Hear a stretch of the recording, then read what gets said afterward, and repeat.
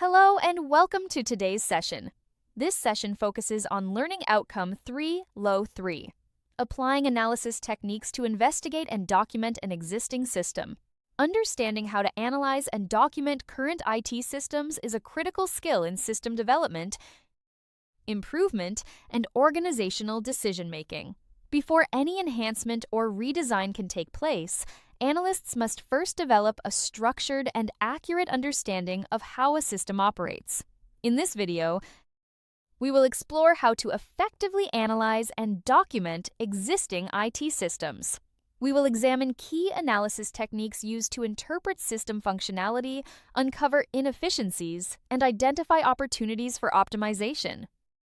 You will also gain insight into the practical tools and methodologies that support systematic investigation and high-quality system documentation.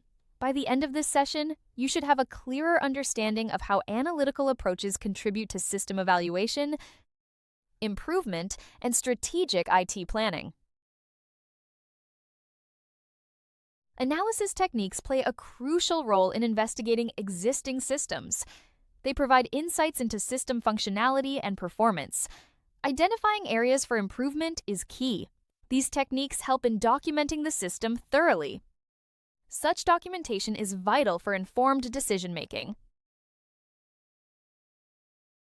Interviews with system users and stakeholders gather valuable insights. They help understand system requirements and workflows. Questionnaires reach a larger audience for diverse perspectives. Feedback on system usage and functionality is crucial. Together, they form a comprehensive feedback mechanism. Reviewing existing documentation offers insights into system architecture. It helps understand system components and interfaces. Analyzing design documents and user manuals is essential. This process reveals data flows and dependencies. Comprehensive documentation review aids system understanding. Observing system users provides first-hand insights. It reveals real-world system usage scenarios.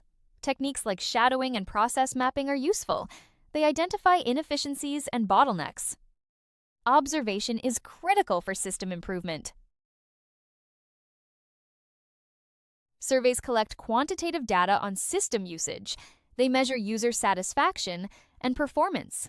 Feedback on usability and reliability is gathered. Surveys provide structured insights. They are essential for assessing system aspects. Data analysis reveals system usage patterns. Techniques like data mining and trend analysis are applied. Identifying correlations and potential issues is crucial. Performance metrics highlight anomalies. Data analysis drives system optimization. Prototyping visualizes proposed changes. It validates system interfaces and functionalities. Stakeholders provide feedback early in the process. Iterative refinement of design is facilitated. Prototyping ensures effective system development. Benchmarking compares system performance against standards. It identifies underperformance areas. Best practices guide system improvement. Prioritization of initiatives is informed by benchmarking. It ensures competitive system performance. SWOT analysis assesses system strengths and weaknesses. It identifies opportunities and threats. A holistic view of the system's position is provided. Strategic decision-making is guided by SWOT. It prioritizes improvement efforts. Data flow diagrams illustrate data movement. They model processes and data transformations. Inputs, outputs, and dependencies are identified. Visual overviews aid in understanding data flows. They highlight system bottlenecks. Entity relationship diagrams depict data organization.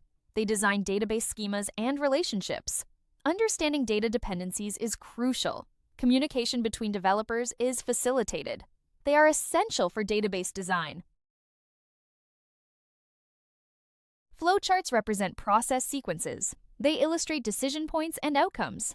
Clear depiction of workflows is provided. Process bottlenecks are identified. Flowcharts aid in system process documentation. Unified modeling language represents system architectures. It describes components and interactions. Standardized notation is used. Communication among stakeholders is facilitated. UML is vital for complex system designs. Wireframing visualizes user interface designs. It depicts screen layouts and navigation flows. Rapid prototyping and iteration are enabled. Design concepts are communicated effectively. Wireframing is crucial for UI design. Identifying the problem is the first step. Define the scope of system issues. Inventory management inefficiencies impact operations. Customer satisfaction is decreased. Addressing these issues is crucial for improvement. A new system can address current inefficiencies. Inventory management system aims to streamline processes.